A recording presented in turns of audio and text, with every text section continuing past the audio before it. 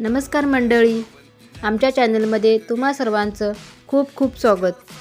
आम्ही या क्रिसमसच्या सुट्टीमध्ये गावी गेलो होतो. गुलाबी थंडीचा आस्वाद घेत आम्ही दररोज मॉर्निंग वॉकला जायचो. सर्वत्र धुके पसरलेले होते आणि उजेडही फारसा आला नव्हता. पहाटेची वेळ असल्यामुळे शेतावर कोणीही माणसे दिसत नाहीत. त्यामुळे शेतातून येणारा पक्ष्यांचा व मोरांचा सुंदर असा आवाज ऐकायला येतोय.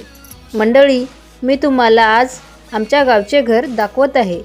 हे आहे आमचे गावचे घर. ही समोरील बाजू आहे. समोरील बाजूला छोटेसे असे अंगण आहे.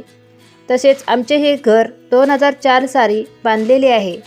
त्यामुळे जुन्या पद्धतीचे बांधकाम आहे. पूर्ण घर लाल चिऱ्यामध्ये बांधलेले असे कौलारू घर आहे. अंगणामध्ये बाजूलाच बांबूचे बेट आहे. त्यानंतर समोरच्या बाजूला बसण्यासाठी छोटासा ओटा पण बनवलेला आहे. त्यानंतर घरामध्ये एंट्री केल्यानंतर ही आहे आमची पहिली रूम. त्याचा आम्ही हॉलसारखाच वापर करतो.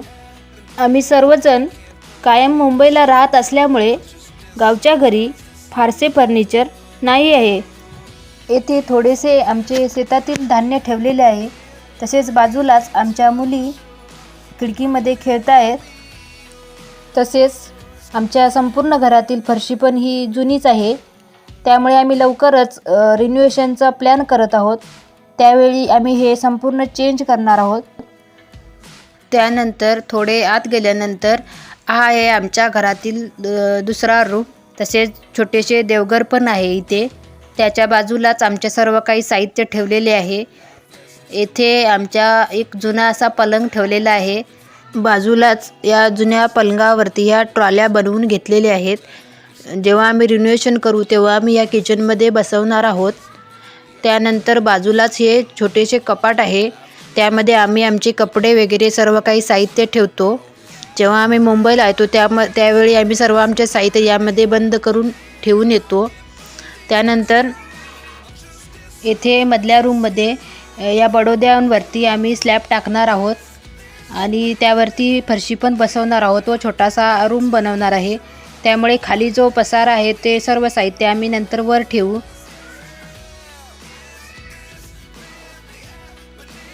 येथे हा आहे आमचा किचन रूम.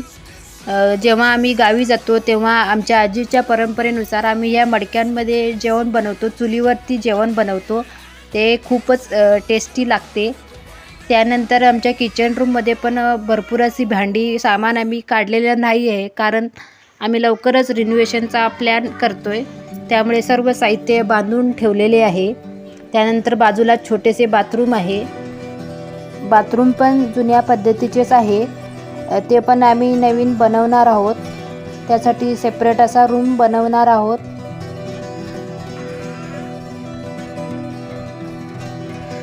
आमच्या गावाला ग्रामपंचायती जे पाणी एक दिवस आड येते, त्यामुळे पाण्याचा साठा करून ठेवायला लागतो. त्यामुळे आम्ही ह्या ड्रमामध्ये हे पाणी भरून ठेवतो. त्यानंतर ही आहे आमची छोटीशी चूल. येथेच आम्ही गावी गेल्यानंतर जेवण बनवतो. बाजूलाच पाणी गरम करण्यासाठी ही छोटीशी चूल पण आहे. घराच्या मागील बाजूला खूप सारी अशी रिकामी जागा आहे. तेथेच आम्ही अजून एक नवीन रूम बनवणार आहोत. तसेच मागील बाजूला आमचे टॉयलेट आहे.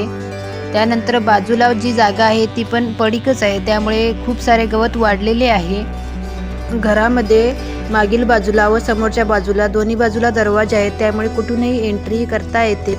ही आहे आमच्या घराची मागील बाजू. संपूर्ण घर हे लाल खापऱ्याच्या कौलांनी बनलेले आहे. कौलांचा फायदा असा होतो की गरमीमध्ये पण या आमच्या घरामध्ये अजिबात गरम होत नाही.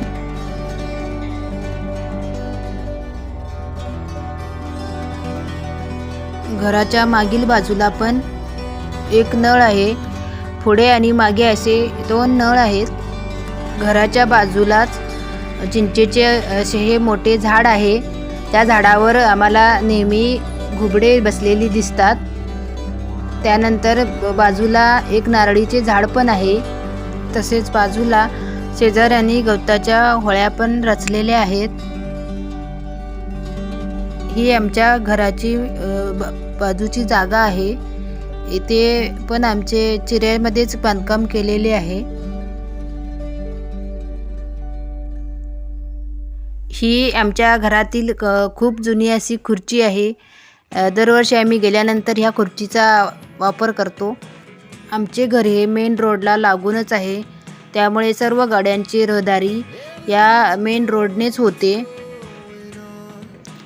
समोरच्या बाजूला मीटर बॉक्स आहे, तसेच ही छोटीशी खिडकी पण आहे. या खिडकीमध्ये आमच्या मुली दरवर्षी जेव्हा गावी जातो तेव्हा त्यांना या खिडकीमध्ये बसून निरीक्षण करायला खूप आवडते व या खिडकीमध्येच त्यांचा खेळ मांडलेला असतो.